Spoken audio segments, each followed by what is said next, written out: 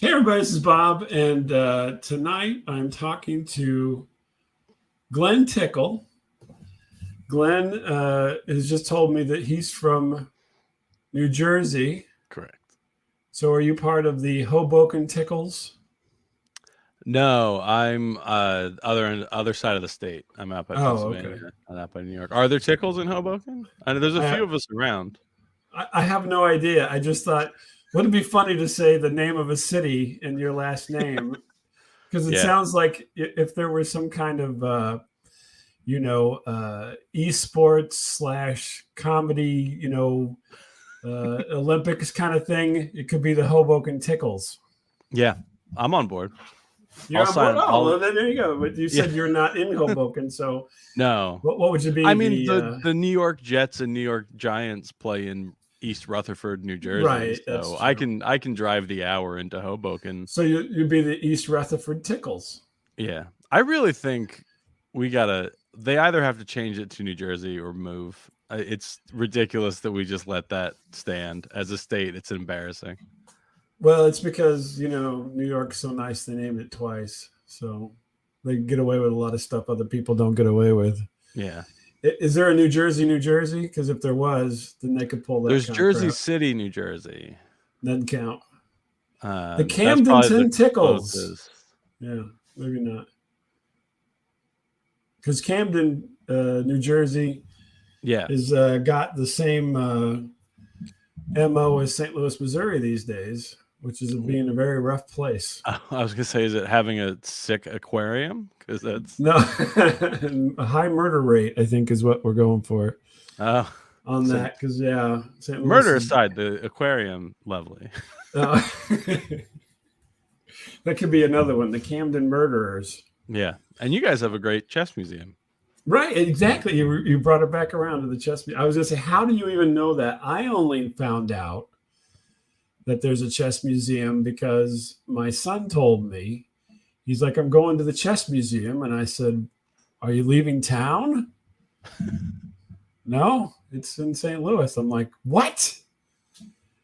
That's Yeah, just I don't know doesn't seem my like something. I don't know my St. Louis geography very well. I was there over the summer, but it seemed pretty like downtown-ish. It seemed in like a pretty main area. I believe it's in the what that we refer to as the Central West End, which is not downtown for St. Louis. If you're downtown, then you're near the Arch.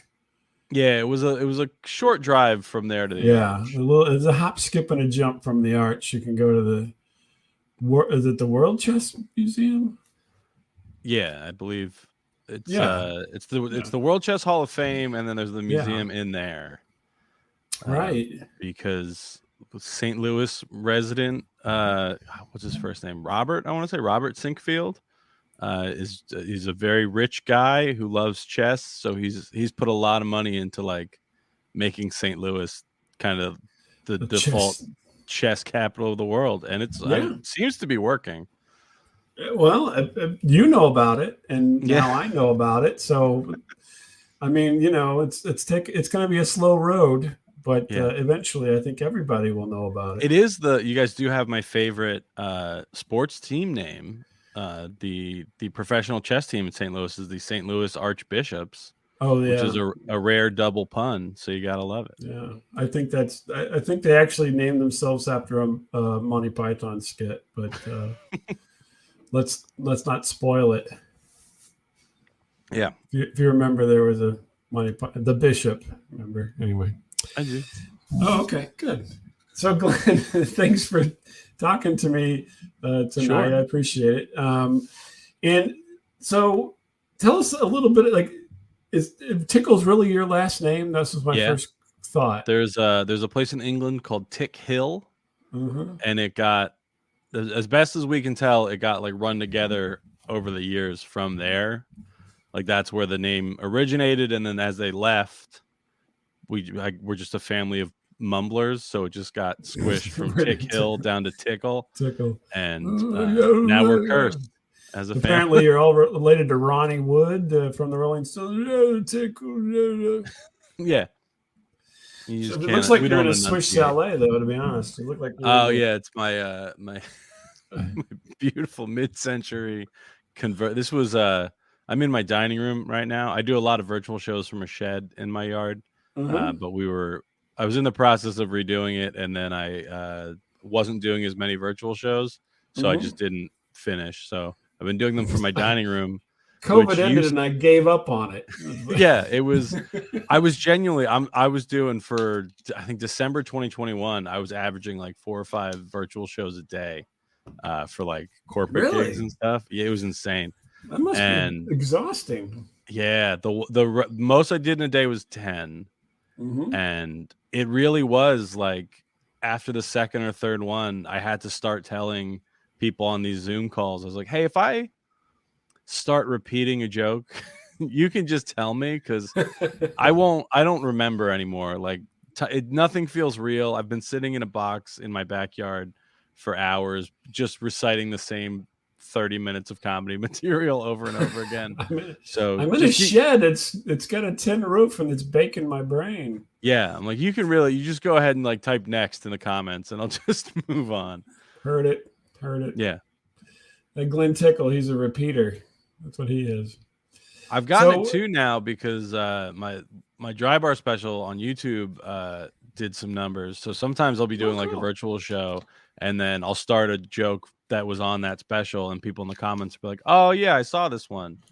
And it's like, "Oh, do you want me to do a different one?" And they're like, "No, I like it." It's like, "Oh, good," No, because I was gonna do no it more anyway. St. Louis Chess Museum jokes, please. That's what they always God, say. the number of times I've tried to bring chess up on Yeah, stage archbishops.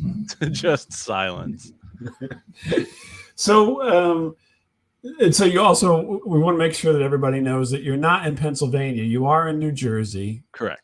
because obviously that's become a bit of a situation for you.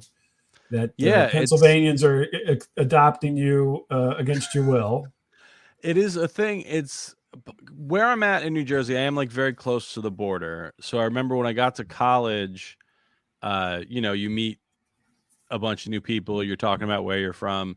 I went to college in New Jersey. A lot of people went to the school. We're also from Jersey. We're all just talking about what part of Jersey we're from. And the What was joke, the college? What was the college? Ramapo College of New Jersey in beautiful Never, Mahwah in never heard of it. Bergen County. Most people haven't. You're not It alone. sounds like you're mumbling again. Yeah, it is. It's a hard one to say, especially when Is it a dental college? Because it sounds like everybody's face is numb. it is a lovely it is like Rutgers. It's another state school, but they have like a football team people are aware of. It's like if Rutgers had like an artsy little brother. That's Cool. Ramapo. Very nice. Yeah, because they had some sports teams, but none of them. It wasn't like ever a big thing on campus. Like Bubkers or Bubkers instead of Rutgers. And when the running joke when I was like, "Oh yeah, I'm out near Phillipsburg." Everyone's like, "Isn't that Pennsylvania?" Because it's like so far west. Yeah, and it's not even that. I mean, the space wise, I mean, New Jersey's not a huge state. I mean, honestly, it's really destroyed my know. perception as I travel the country performing, because if I leave, the farthest I can drive and still be in New Jersey is like just over 3 hours. Gets me down to the southern tip of Cape May. So if I'm performing, let's say Missouri, if I'm in St. Louis and I get asked to do a gig anywhere else in the state, like the night before or after, I'm like, oh yeah, I'll already be out there. That's fine. And then I'll look it up and it's like, oh, that's 9 hours away. Yeah, exactly. Yeah, I shouldn't have agreed to that. Gets worse the further you go west. It's like they cut up these states. They just got tired and they're like, let's just make a bunch of squares and make them bigger. And, yeah. We just need to get people on some land. Let's right. Make some big rectangles and see what happens. Those mountains don't matter. We'll just put them in one. I'm surprised they just didn't make that its own state. Rocky Mountain State. Yeah. Would have made it a lot easier. Just the whole thing.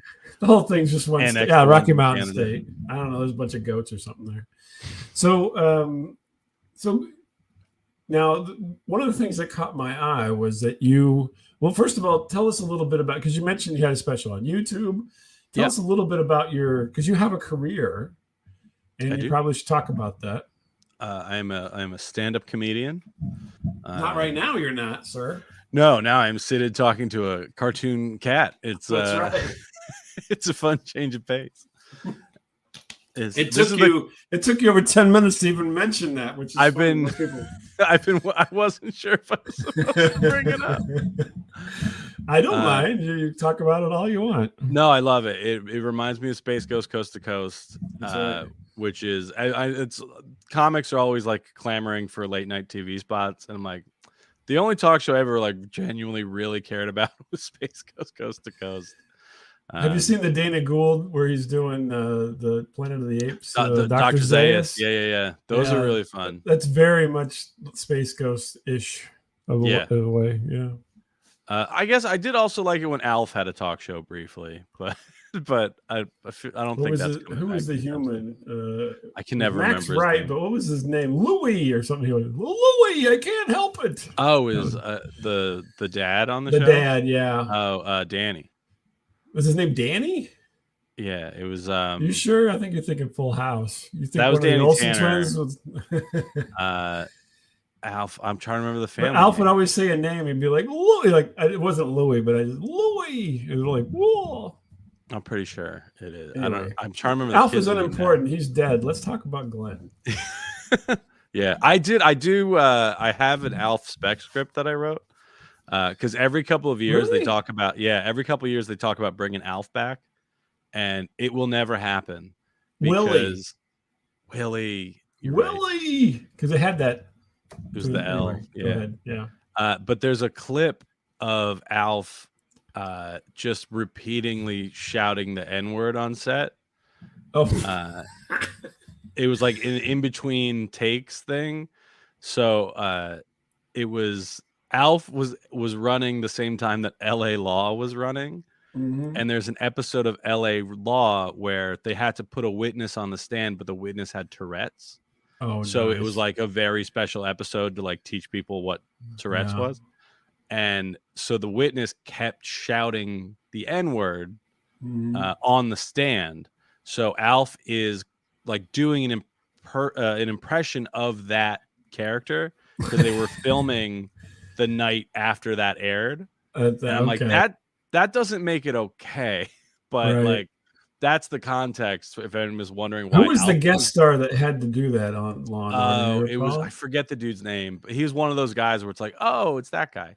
Oh, it's that. And he was on Mork and Mindy. Yeah, that guy. Probably, yeah. And he was the timing lines up. This guy was probably on Mork and Mindy at one point. Exodore. I think he played Exodore on Mork and Mindy. But it was, so that's why. So every time I see the headline, they're like, oh, Alf reboot in the works. I'm like, yeah, until somebody remembers that clip is out there. And then they decide they just keep it out. That would just be free attention. They'll probably bring it. They'll probably leak it. You know, it's on YouTube if people want to watch it after. I mean, they'll write their own press release. Well, that was the spec script that I wrote was Alf having to like apologize for it basically because they were doing a reboot of the show. Oh. And it did not get me hired to write the Alf reboot because they, as I predicted, decided not to do it. Not yet. With the UFOs in Congress. Alf is going to get set up soon again. I'm telling you, I would love it. I think they can do it. I just think it's going to scare them off once they remember that clip's out there. We'll have Alf in Congress. Yes, it's true. Well, that was the kind of the ignoble end to Alf was they were trying to bring him back, and they did like that TV movie where he was getting chased by I think it was the Air Force. And it ends with them catching him, and then it just cuts to black, and then you never see Alf again. Never hear Alf again. He comes back for the talk show. It was like, oh, Alf was a character playing this other character on the show. Like it wasn't right. It wasn't. It was like, oh yeah, when I was doing my show, Alf. It's like when Chevy Chase had a talk show and he would talk about Fletch or whatever. Like that's how Alf would talk about the show on his talk show. Talking a lot about Alf. It seems to be a thing for you. I loved it so much as a kid. Did you have an Alf doll or anything like that? I did. Yeah, I had a talking one when I was a kid. I have one somewhere in my house that has a Christmas hat on that a friend of mine dropped off just in my mailbox randomly one day, like no note or anything. just stuffed an Alf dressed as Santa Claus doll in I my got this mailbox. the garage sale for 50 cents. I thought you'd like it. Yeah, and it was like in August. And it was like, what? I mean, this is like a genuinely very nice gift that I appreciate, but what? Like, Yeah. who left this in my mailbox? I got you this and a brush so you can brushes for. Yeah. Oh, it's so calming. You just give Yeah. him a little shakedown at the end of the night. Braid his hair like I do with my daughters. To talk, talks to me, tells me things. You're going to have to credit him for writing your material soon. Yeah. This special, this special is written and credited performed to by my Glen Alf Tickle, doll. also written by Alf. I see you have an aha drink. Yes. Which is kind of funny. What do we got today? This is a blackberry lemonade. Oh, really? It's what's the better part of that, the blackberry or the lemonade? The blackberry's not really coming through at all, if I'm being honest. It's mostly just lemonade then. Mostly it's you're getting the lemon for sure. Yeah. So how long have you been a stand-up, sit-down virtual comedian? I started in 2009. Oh, okay. And so it was October Alf, I just assumed it was longer than that. No, I'm just old. Yeah, I think it was 26. Yeah, because I'm 40 now. So yeah, that's how time works, right? So yes, I started in 2009. I went to, when I was at beautiful Ramapo College of New Jersey in beautiful Mahwah, New Jersey, I was going for film, and then my film career didn't really take off upon graduation, because it turns out folks aren't clamoring to get to hand out film deals to kids who went to a mid-tier New Jersey state school. So I know the feeling. I have a film degree. Isn't that funny? Oh, nice. I'm serious. I do. I believe you. Yeah. This is what for a second you're like, now. You do? Yeah. Yeah. This is what happens when you have film degrees now. You exactly. This is what you do. It genuinely came in handy when we started doing stuff like virtual shows, because it's like, oh yeah, I have a nice camera. I know how to light a room. Like I can make my video look nice, because a lot of them, it's just like people were just holding their phones and sitting in their car, and it's like, just the production value here is trash. They're in the drive-through.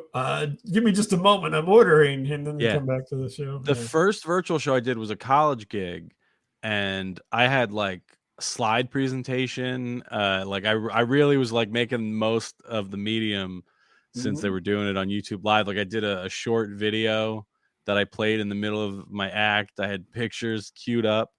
And then after that one, it's like, oh, I think I'm trying too hard. I don't think I need that part of it. Wait a minute. I need to be the lazy stand-up, sit down. Well, not even lazy. It's just like, it was like a ton. I mean, granted, colleges pay well enough to have made that worth my time. But then when I started doing regular virtual shows of just stand-ups, and it's like, everyone is just like in their pajamas in the back seat of their car. I'm like, if I can just make the video look okay, then everybody can't afford a Swiss chalet like you, Glenn. They could live in the back seat of their car, and they're trying to make it. Wood beams in my converted garage dining room. This used to be outside at one point on this house.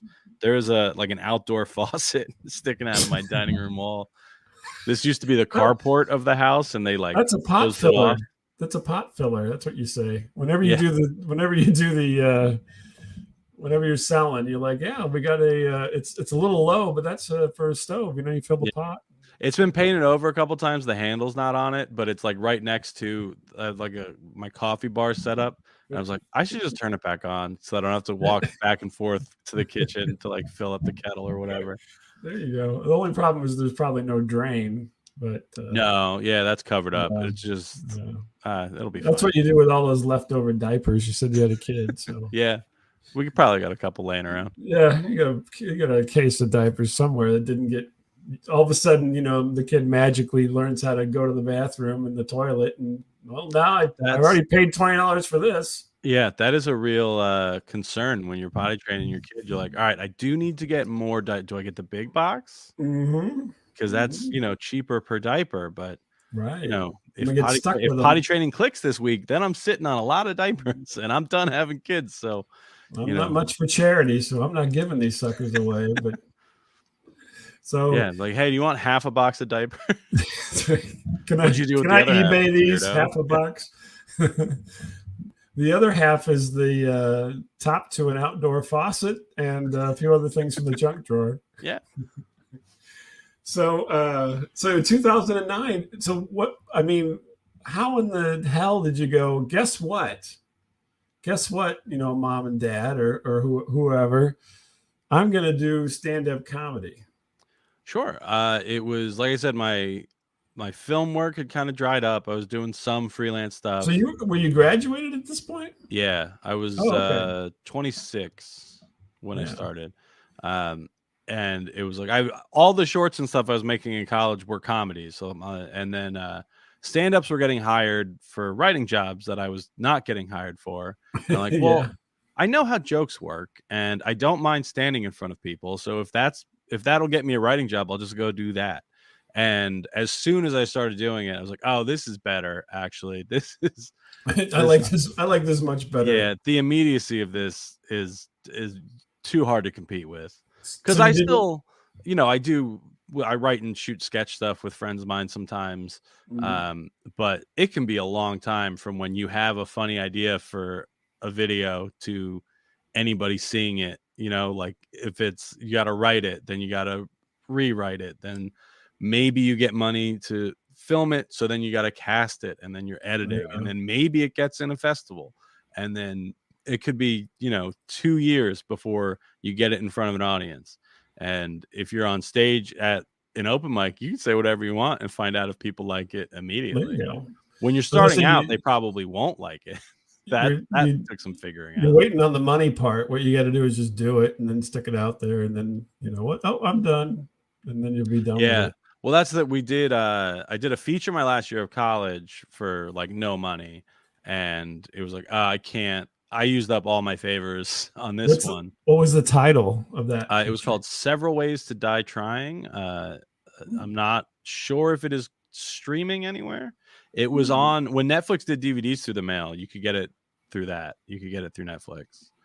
Or what was it called? Speedster? What did they call it? That one? Yeah, when they switched over for a bit. Yeah, Yeah, but available on when it Speedster. was streaming on Amazon, but I think they pulled off because this was 2006, Mm-hmm. so it was standard definition. Oh, So I right. think So I think they pulled just everything that was yeah, unless you're like SD I down. Dream of Jeannie or Gilligan's Island, you're not going to get Yeah. anything on. Yeah. But I do have several hundred copies of the DVD in my attic right now. You should just give those away at your shows. You I've should just tried. say, I you just say, put them "Hey, on the who merch wants a table free sometimes. DVD?" Oh no, don't just throw them. Just throw them at people.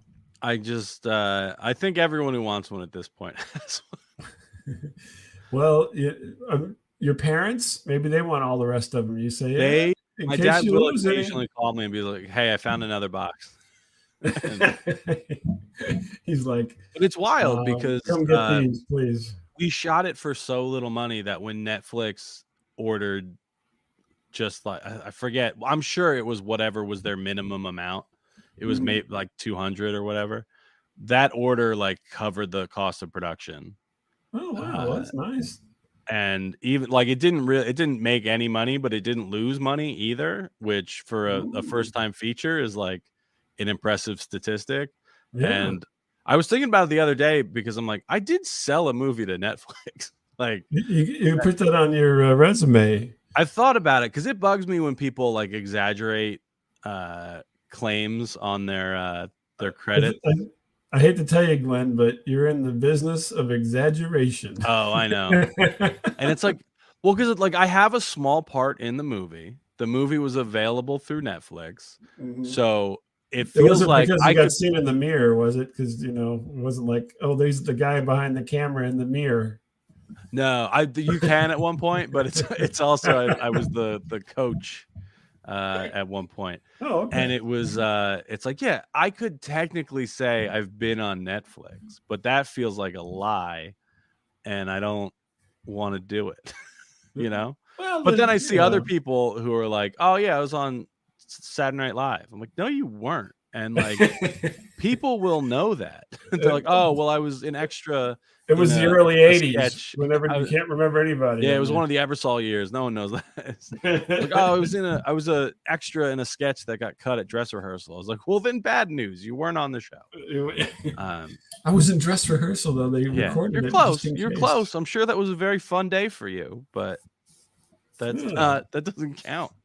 Also, it's like the most well-known comedy show. People know who was and was not on it. You're policing these poor people. They're just trying to make a living, you know. I mean, I don't rat them out to anybody. I just say it and like. Well, let's just rat one person. Who was the person that said that? We could just rat them out. No. You thought about it. I could tell. Yeah, that's not a hypothetical example. It was Chad. Oh, it's always a Chad, isn't it? It's always a Chad. That's right. So, you made the transition from being a film guy, to being a comedy guy / writer, and so then I guess that took off. Then, huh? It paid off. I mean, I did eventually get a variety of writing jobs over the years. Mm-hmm. But like I said, I mean, once I started doing comedy, I was like, oh, this is tremendous. Actually, like I've always been desperate for attention, and this is a great way to get it. So it was, when you start, you're not very good. I'm sure I was no different, but it went well enough the first couple times that I kept doing it. Like if it went terribly, I would have stopped. But it was like, even if I got a couple laughs in the 5 minutes you get at an open mic, I was like, all right, we can come back next time and do a little better. But it was for a while just kind of like a hobby, just like a thing to do.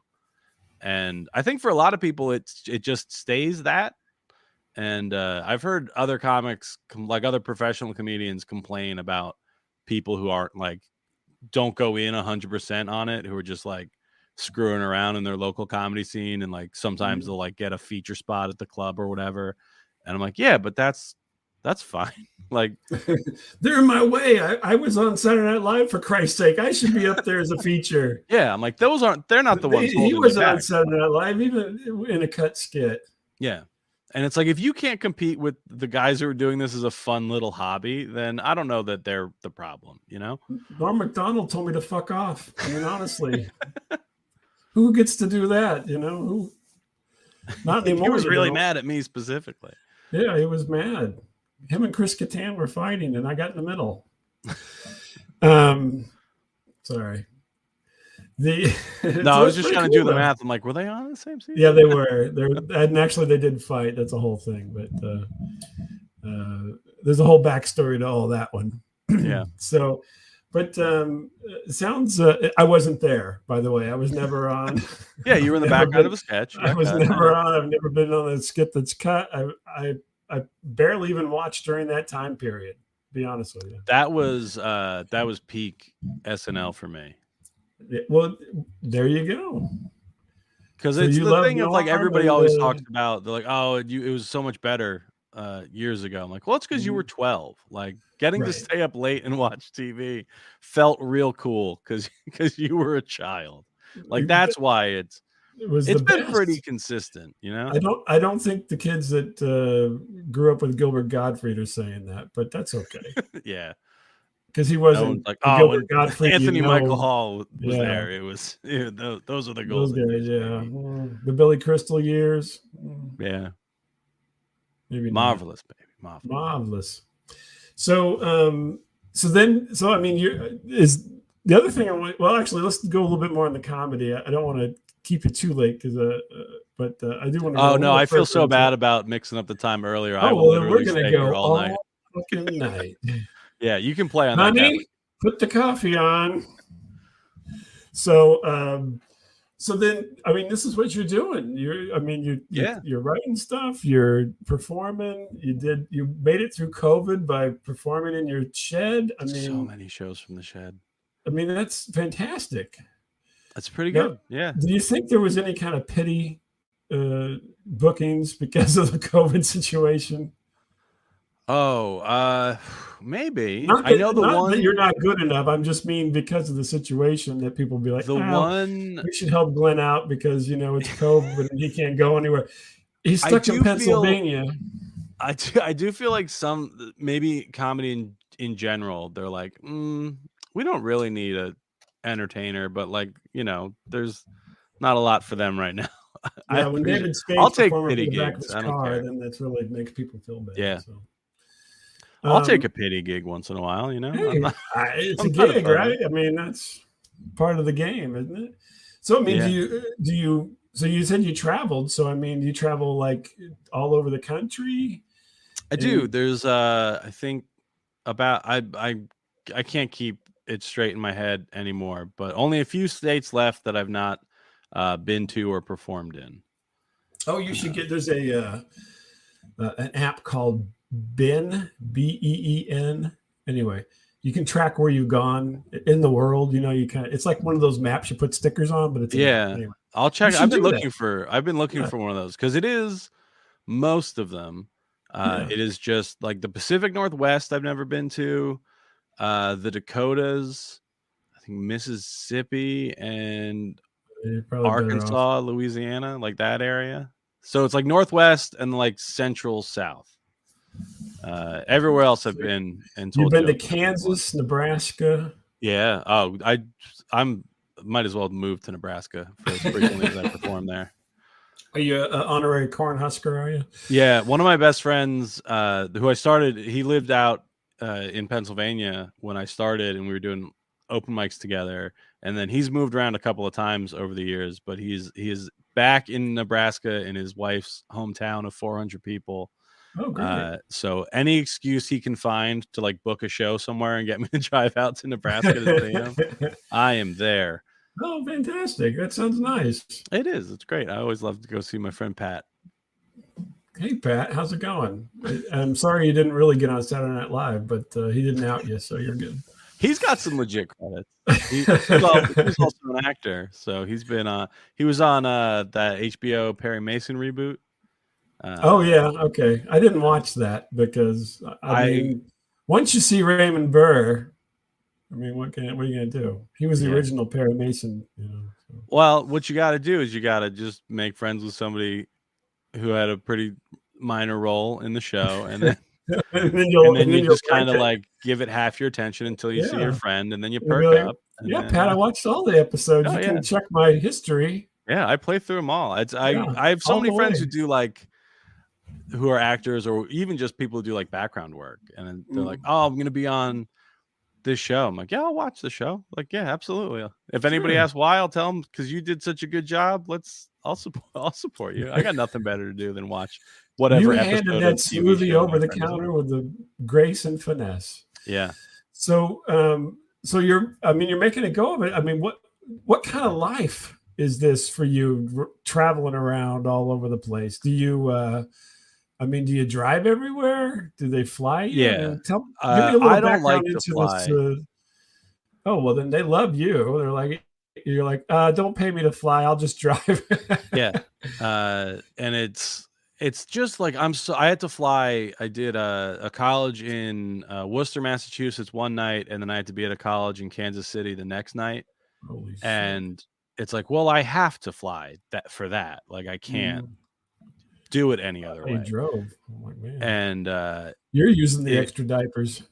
yeah, Jeez. I mean, I've driven to Kansas City. It's just I didn't have time to do it from Massachusetts the night before. Right. So, Yeah. and I was so worried about the flights getting delayed or canceled and missing the gig. Mm-hmm.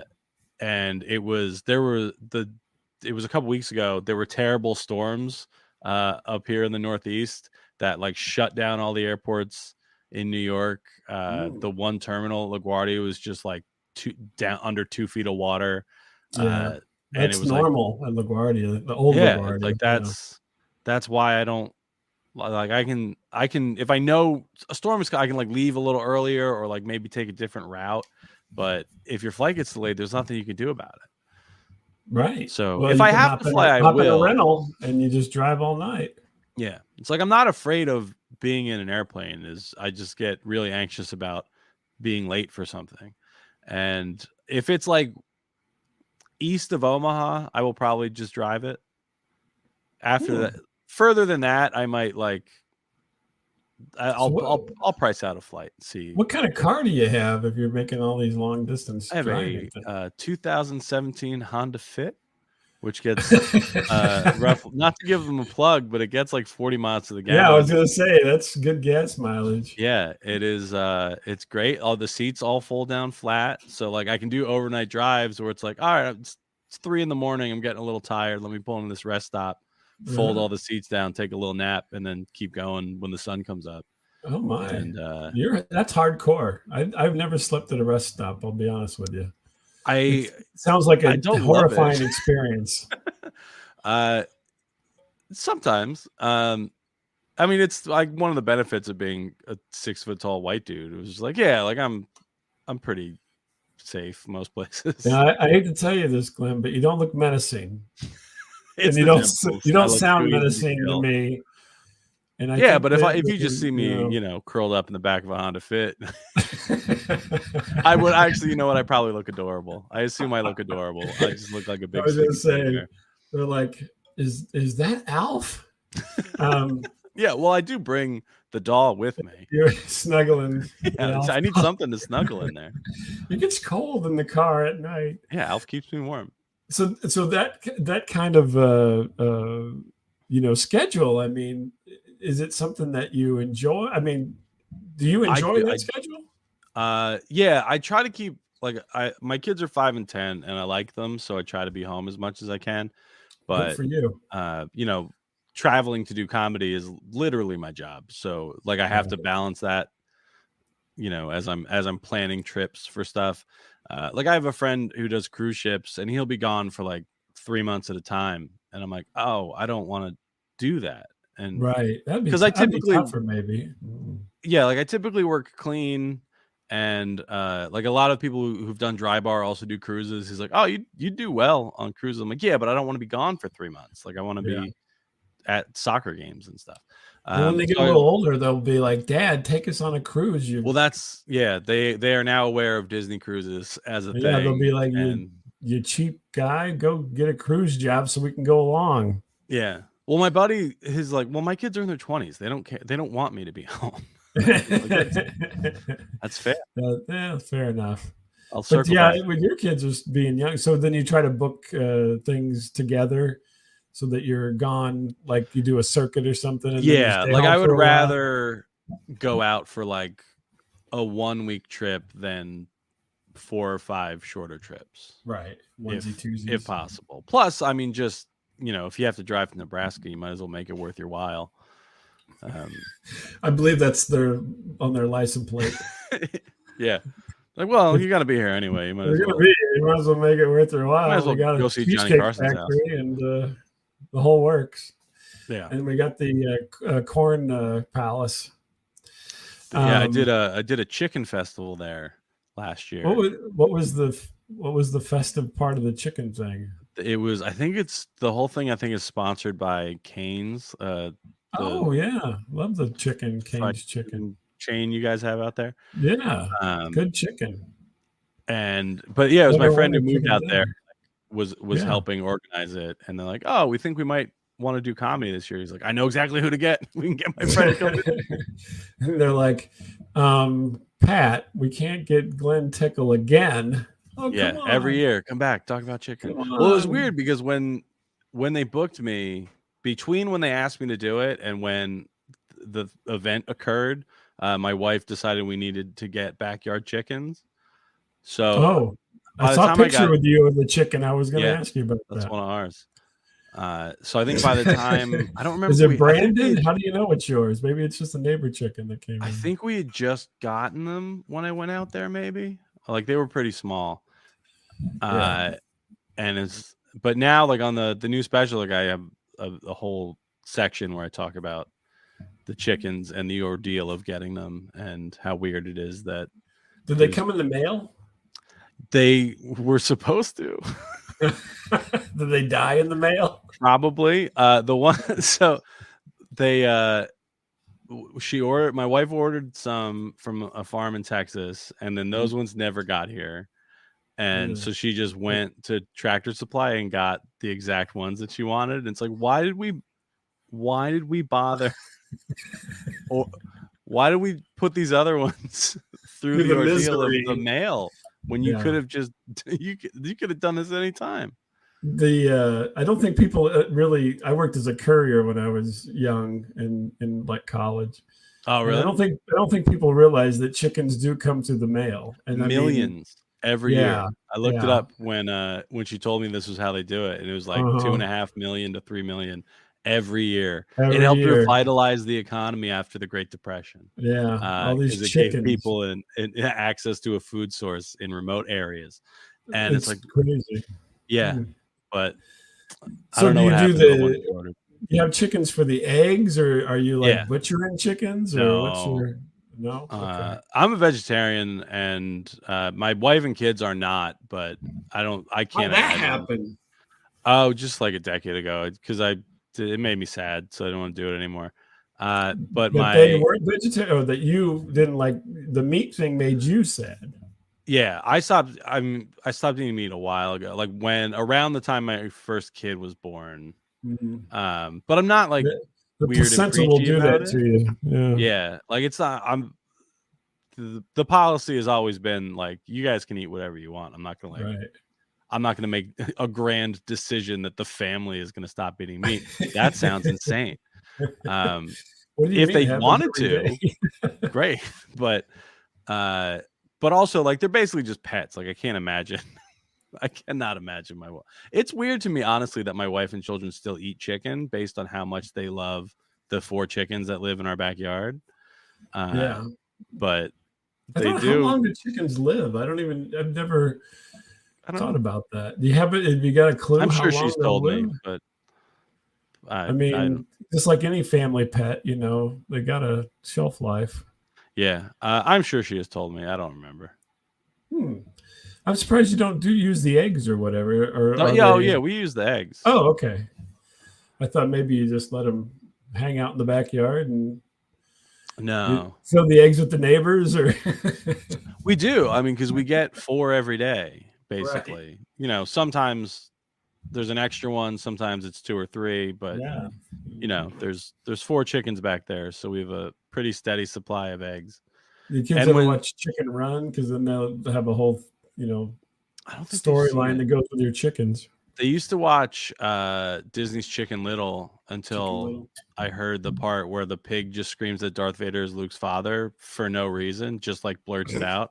And I was like, Okay. "Oh, you guys aren't allowed to watch this movie anymore." Because I was like trying to keep that from them until they were old enough to You wanted watch to reveal Empire. that. You Yeah, wanted I to wanted to reveal. like sit down and watch Empire with them and have it be like a big Right. moment. I don't Uh-huh. want a Zach Braff Disney cartoon ruining it. Um, Wow. Now, I, that strikes me. There's a little contrariness in your. You're not going to come down on them to be vegetarian, but for Star Wars, yeah, all I hell take breaks Star Wars a loose. lot more seriously Yeah, than my own diet. that seems interesting to me. It's the Well, the payoff, juxtaposition of like those two things. in my mind, I was doing it for them, because I don't remember ever not knowing that. Like I'm 40, but I had seen Star Wars really early, and I don't think my Mm. parents really cared one way or the other about which ones we were watching and when. So Uh, yeah, so then so I it's guess like that tells me your parents didn't have you when they were really young. I think they were. I'm 40 now. They Mm. were pretty. I know by the time they were 30, they had all 5 of us. Okay, but Uh, still, they were like teenage no, yeah, they. mother I like would say that. like So probably early 20s, but yeah, okay. um, yeah, but I like you can watch YouTube compilations of people showing their kids Empire Strikes Back and it Right. just blowing their minds, and I'm like, I was hoping for that, but they do not care about Star Wars, and they already know. And it's Mm. like somebody Yeah, Chicken Little. Mm. there's a really cute book called Vader's Little Princess about like him being Leia's dad when she was Mhm. a little girl. And like it's a really cute book, and somebody gave it to me, and I was like, "Well, I'm not showing this to my kid, but thank I'm you." I'm burying this in the chicken coop. Yeah, like this is going in the attic, but thank you for the Yeah. thought. So before we go, I want to get the last thing, and this is really what kind of drew me to contact you was the your obsession or mild obsession, perhaps. I don't know if you want to use the word obsession, but I just did for Buckaroo Banzai. Oh yeah, I think Obsession is apt. So I love Buckaroo Banzai. I think it's a fantastic movie. Me too. But there's not a lot of people that I've run into. Now I don't live in Pennsylvania or New Jersey, so a little bit more sheltered here in the fields of the Midwest. That like the movie that much. My wife thinks it's stupid. I've watched it many times. Just I'll be like, on a Saturday, I think I'll watch it, and I'll watch it. What's fueled this for you? Similar to you in that my wife and children don't also enjoy it. Most people that I talk to have not heard of it, or if they have, don't like it. And it's weird because like the people that I meet that do also like it, like remember it fondly from 1984. Mm-hmm. Whereas I saw it for the first time 5 years ago. I was like, this is incredible. I love it. Oh, really? You didn't even see it when you were a kid? No, I'd heard of it, and it was, hard to get for a while because before streaming, it was such a flop that like there was a you with your Netflix collection, I'm and DVD. Yeah. Like they had physical media versions of it, but like there weren't a lot of them. It wasn't a successful movie. Right. So it was supposed to be a sequel because you mentioned it in your stuff there. Yeah, I stole the title for my special. Well, nobody knows you stole it. See, now you didn't like the one guy for saying Saturday Night Live, but you just totally nicked a piece of pop culture. Yeah. Well, you can't copyright a title. Oh, now you're gonna get all legalese on this. Okay.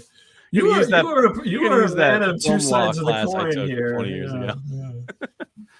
Yeah. You play both sides of it here. I see how this goes. It really was. It was a joke on my last special, Good Grief. I was editing the title, the end credits for that. Charles Schultz is going to get you for that, but and it was, I remembered in the credits for Buckaroo, it says watch for Buckaroo Banzai's next adventure, Buckaroo Banzai against the World Crime League. Mm-hmm. So I was putting the end credits on this comedy special, and I was like, oh, it'd be funny if I put watch for Glen Tickle's next adventure, Glen Tickle against the World Crime League, and then never addressed it. But then when I was working on this new one, I'm like, well, I don't have a better title. Like I might as well just. But then by the time I decided to like call it that and was like developing, because it's not like the material isn't about Buckaroo Banzai as much as I would have loved to do an hour of comedy about a movie most people haven't seen or like. But there's like visual references to it, like the red mic I'm using right now. I painted red because Buckaroo's is red in the concert scene. I bought a blazer that matched the one he's got on as close as I could get. There's a watermelon on stage so that people would ask me, why is there a watermelon there? I'm not wearing them right now, but I have like red glasses like Buckaroo. And it was like all of these things no one cares about. No, like there've maybe been 2 YouTube comments on the special of someone like pointing out a Buckaroo Banzai thing. And I'm like, yeah, but it's not, that part's not for them. Like that part's for me. It's fun. I like it. So you're not going to have the Hong Kong Cavaliers whenever you get your late night talk show be a house band? I would love it. Sadly, I forget his name. The guy who plays the 2 saxophones at the same time died pretty recently, actually. But I'm sure we could get there's somebody, a lot of them back together. Lewis Smith he's like teaching acting out somewhere in California. Clancy Brown's still around. I don't think Peter Weller would want to do it. He seems pretty grumpy about when people ask him about stuff. He's a doctor. He didn't want. There was a news story a couple months ago because he did a fan expo in Boston, and he started by saying that he didn't want to answer any questions about RoboCop because he's already answered every question somebody could think of about RoboCop. And then somebody kept asking him questions about RoboCop, and he got pretty pissed off. And it's like, great, I understand. Like I get it. Like you don't necessarily want to talk about something you did 40 years ago, he's like, I have multiple advanced degrees. I was friends with Miles Davis. Like there's a lot we can talk about. It's like, yeah, but you are at Fan Expo, an event. Right. Yeah. Where you're taking their money. You need to talk about the RoboCop. People just want to talk about RoboCop, man. Yeah. But if he pulled a gun out of his leg, that would be fantastic. Yeah. No one's talking about RoboCop. No. So, I can't believe you just saw Buckaroo Banzai a few years ago. Yeah, it was. And you got so attached. What do you think made it for you? What do you like? I think Okay. honestly, part of it was sleep deprivation. It Oh. was shortly after my second daughter was born. I was up in the middle of the night trying to get her back to sleep, Mhm. and I saw it on. I think it was on Amazon Prime at the time. It jumps month to month, streaming service to streaming service, Yeah, it's like as hopping if it over. was traveling across dimensions. It is. Everyone's like, "Oh, where can I watch it?" I don't know. Like there's a site called Just Watch where you can see where things are currently streaming. Use that. It's on there.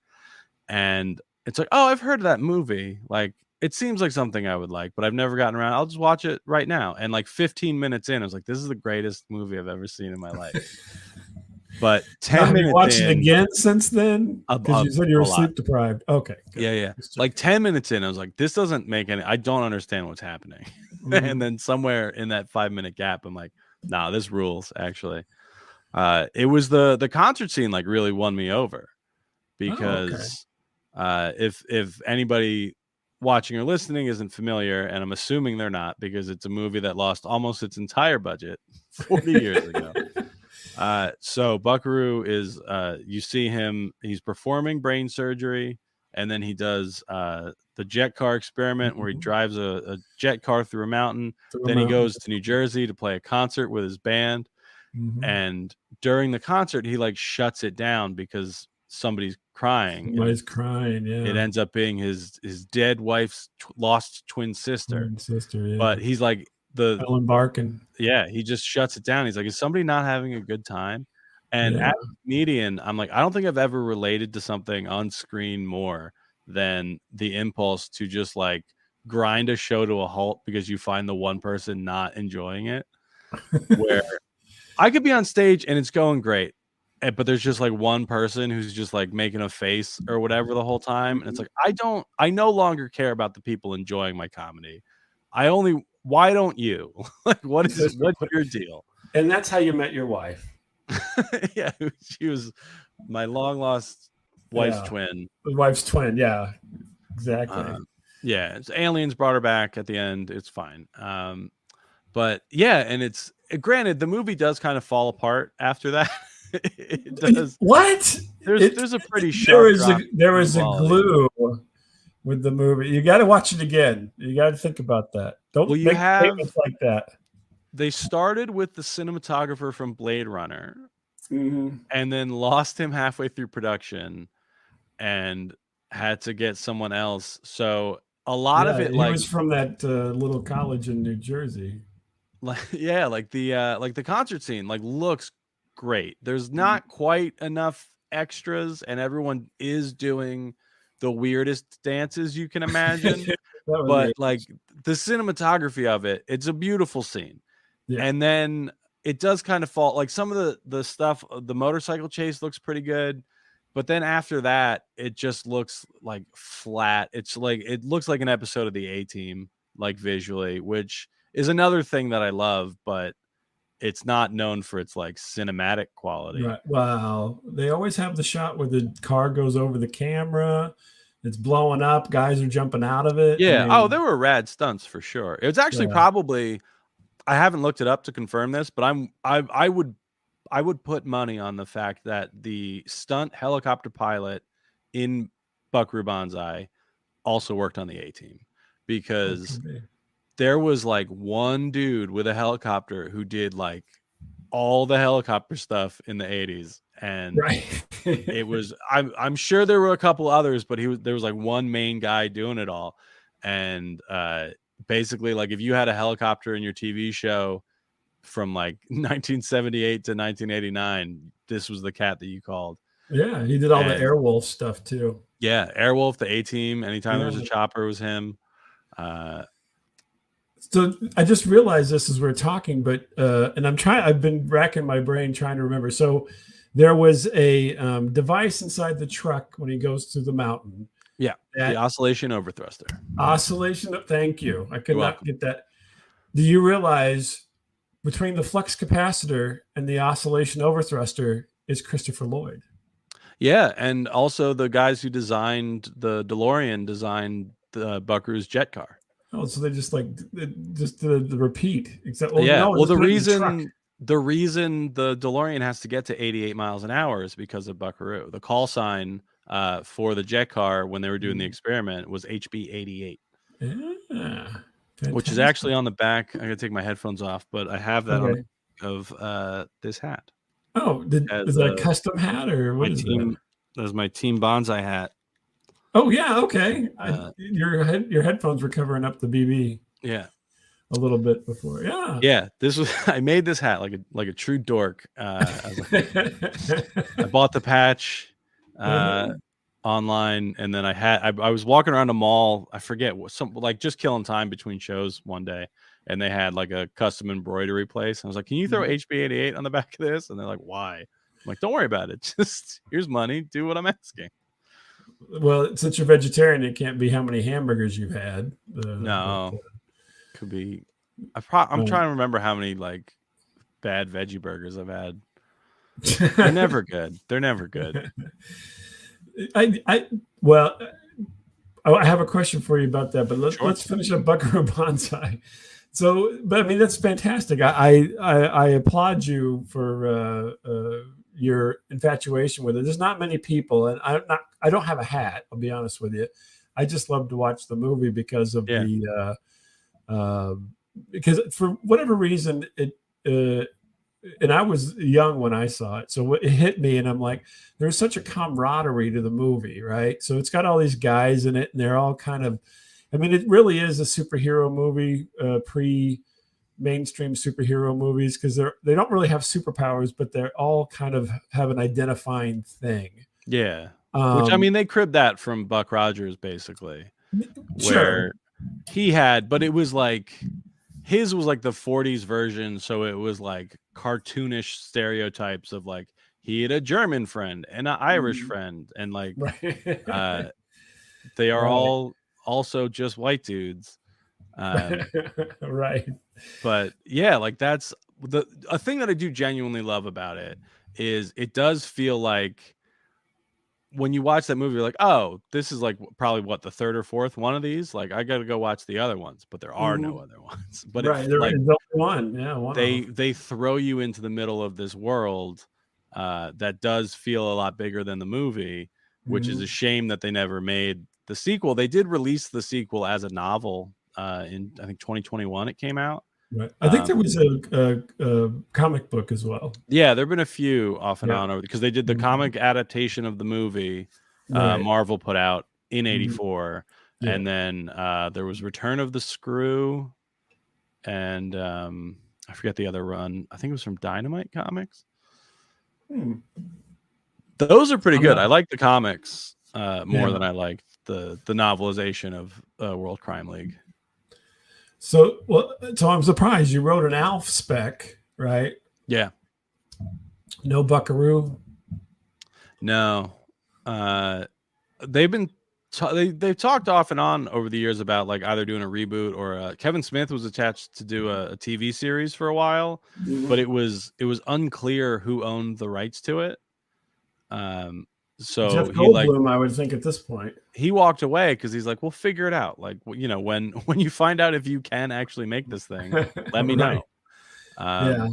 And it was the problem is like it was such a flop that like nobody wanted to take credit for it at the Mhm. time, and then as Smithy. studios and stuff are changing hands and merging and then going under, and then their catalogs are getting bought out by somebody else, it's like no one's really sure. WD Richter and Earl MacRouch, I believe, own the rights to the character, but Mhm. if they were going to make a continuation of the film, I think that those rights are what is in question. So, if you were to cast for this, other than casting yourself, who would be Yeah, I would play Buckaroo? New Jersey, the Oh, Jeff okay. Goldblum part. Just to keep uh, it so people would stop talking to you about yeah, Pennsylvania, apparently. that's what I would want. Yeah. But who would be Buckaroo then? I've thought about this a lot because he is canonically supposed to be Japanese American. Correct. Yeah. It's in the opening crawl. It's like the first thing we learn about him. You're like, Mhm. oh, he's a Japanese father and an American mother, and he's just Peter Weller, though. Don't worry too much about the Japanese stuff. So I do Right. think you need a Japanese American actor to play it Oh, because it there you is go. not even just to be like, oh, well, that's what it's supposed to be, but like it really informs the character. Like it is why he is like his father was obsessed with like American Westerns, so that's why he gets the name Buckaroo. And you see him meditating, and he's got the samurai sword a couple of times, and it's like, yeah, like it's informed who he is as a character. So I feel like it should be addressed. But I don't know. Sean Lennon. Sold. Yeah. I think he would be great because people, I've had a couple chances to like go to like fan events that Peter Weller was at. And every time he's doing one like in Jersey or the tri-state area, people are like, oh, did you see Peter Weller's going to be here? I'm like, yeah, I mean, I don't like, I'm not that attached to Peter Weller. I'm not going to ask him about RoboCop. That's for damn sure. Yeah. I get the impulse, right? Like I would almost certainly ask him something about Buckaroo Banzai, but to his point, I'm like, yeah, we could talk about Miles Davis too, if that's what you want to do. Peter, how would you compare Miles Davis to Buckaroo Banzai?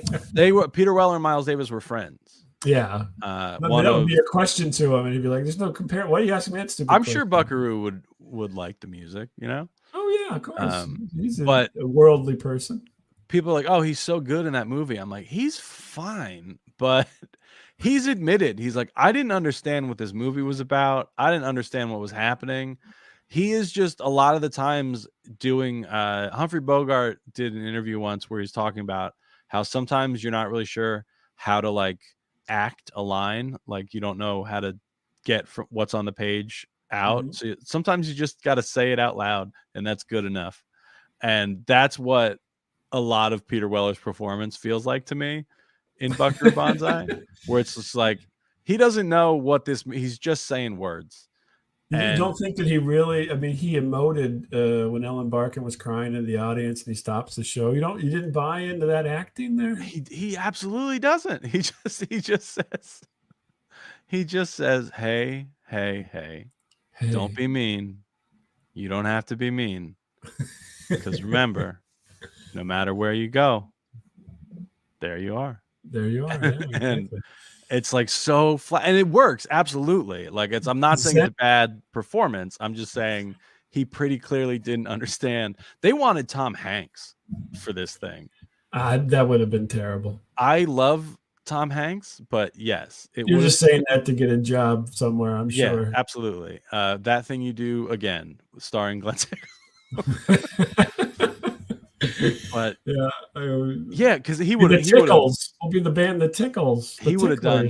He would have put too much English on the ball, I think. Yeah, because there's a couple jokes in it, but Weller doesn't sell them. He just no, he's a straight man. He pushes this. He's doing like Jack Benny level comedy.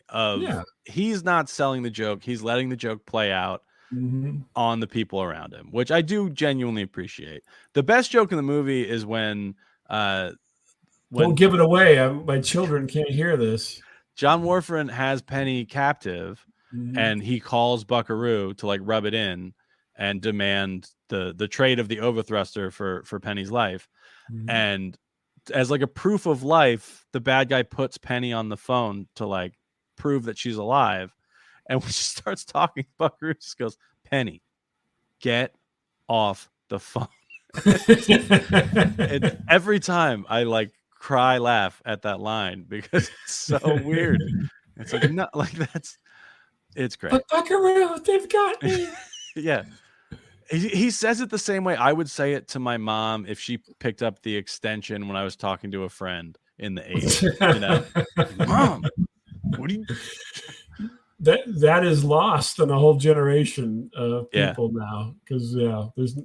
What do you mean? Is he gonna listen on my cell phone? Has he got some kind of thing going on? God, I tried explaining Saturday morning cartoons to my kids a while ago, and they didn't understand any part of what I would say. Why would you wait for Saturday? They're on all the time. Watch them the rest of the week.